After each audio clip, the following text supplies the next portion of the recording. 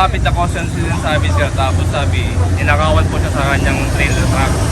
Eh, tinanong namin yung biktima, sabi niya, pa daw tong suspect na to, kaya agad-agad namin pinuntahan sir. Tapos, naman, nandun pa, umagala-gala pa dun, tapos namin, kinuha na namin sir. Tapos na-verify din po ng biktima na siya yung kumuha sa kanyang... Positively identified siya, sir. Opo sir, positive. Ano po sir? Anong kalakalagaan ng patrolling sa Equina Road 10? Mahalaga po sir kasi police visibility sir. Kaya yung mga nabibiktima po, agad po nakikita yung mga police. Ha? Wala. Kuya, anong kaso ang ginawa mo? Jumper oh. Ha? Jumper. Ano tinigan mo sa sakyan? Wala mo Ha? Wala po akong tinira sa kanya. Wala. Yung kung may kapilan ka dito, anong masasabi mo?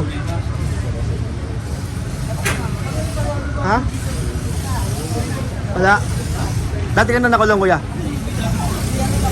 Ano kaso? Ha? 511. Ba't nagtutulak ka?